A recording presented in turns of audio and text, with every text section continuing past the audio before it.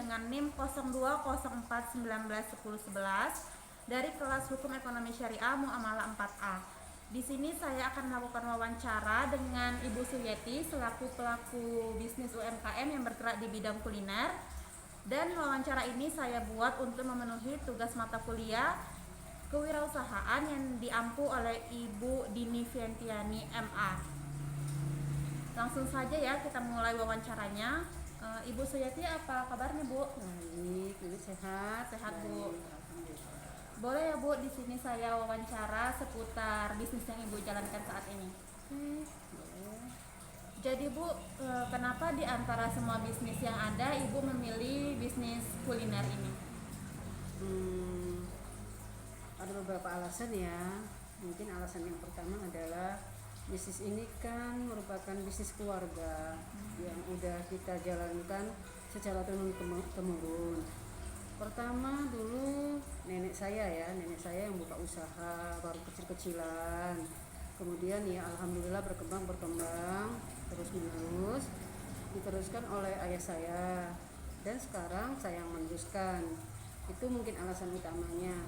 Alasan yang kedua adalah bahwa dirasa bisnis ini kan bisnis yang tidak pernah mati ya, karena apapun ceritanya semua orang butuh makan, dan dirasa ini memang memiliki prospek yang berkepanjangan gitu. Jadi ya kita teruskan lah bisnis ini sampai sekarang.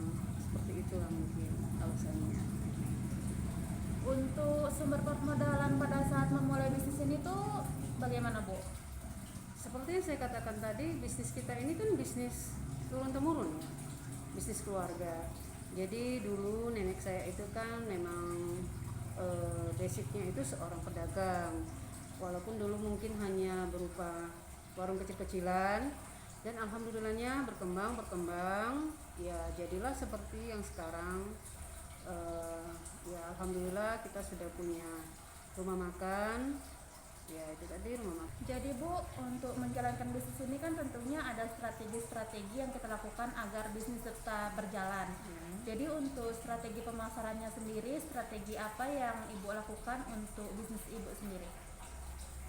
Ya kebetulan ya, kita diuntungkan dengan salah satu faktor bahwa rumah kita itu terletak di pinggir jalan besar, dan itu bukan merupakan satu juga strategi ya, merupakan salah satu unsur pemasaran yang ini ya, yang utama. Salah satunya adalah tempat tadi ya. Kebetulan kan ya memang rumah kita terletak di jalan besar, jadi itu salah satu hal yang menguntungkan. Rumah makan kita tidak susah dijangkau, terletak di jalan besar, gampang dilihat dan gampang dicari oleh orang.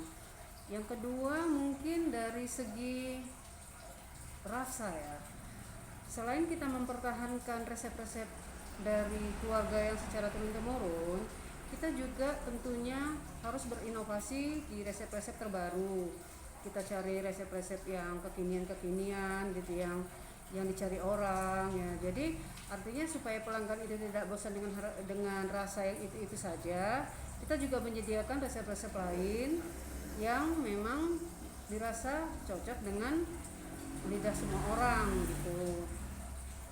Ya mungkin itu salah satu beberapa strategi kita gitu. Oke Bu, pertanyaan selanjutnya, kan biasanya di suatu tempat itu bisnis kuliner itu kan nggak cuma satu ya. Jadi untuk Ibu dalam menghadapi pesaing itu bagaimana Bu?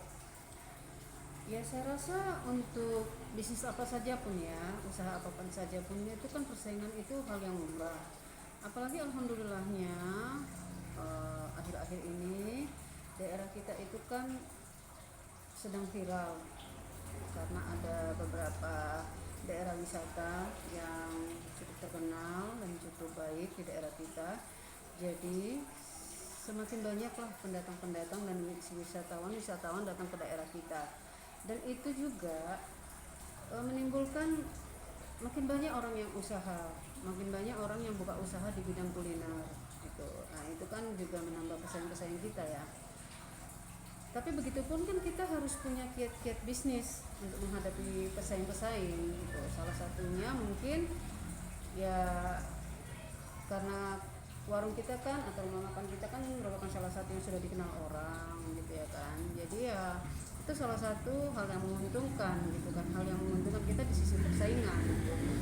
Yang keduanya, untuk menghadapi pesaing-pesaing ini ya tentunya kita tetap berinovasi seperti yang saya katakan tadi, bahwa selain mempertahankan resep-resep yang keluarga yang cukup lama tadi, kita kan tentunya menyediakan juga resep-resep terbaru yang dengan istilah sekarang ada makanan-makanan kekinian gitu ya kan. Apalagi pendatang dari segala daerah itu kan berbagai genre usia gitu ya kan. Artinya mungkin di beberapa genre usia seperti yang 17-an itu kan mereka ingin makan yang ada unsur-unsur kekiniannya, itu juga kita sediakan juga gitu. Selain itu juga kita menyediakan gimana tempat kita itu bisa dijadikan tempat makan yang nyaman gitu ya kan, nyaman dan aman terutama ya gitu ya kan. Jadi gimana pelanggan kita itu bisa makan dengan baik, dengan nyaman gitu. Kebersihan tempat juga kita perlu perhatikan, keramah tamahan kita. Nah, juga kita menyediakan fasilitas musola. Kadang-kadang kan ada juga pendatang dari jauh gitu ya kan, numpang sholat di tempat kita, itu kita sediakan musola, kita sediakan juga kamar mandi yang cukup nyaman dan bersih. Ya itu mungkin salah satu kiat-kiat kita untuk menghadapi persaingan bisnis gitu Mbak Wiwi. Untuk pelayanannya sendiri Bu, pelayanan-pelayanan seperti apa yang diberikan untuk customer?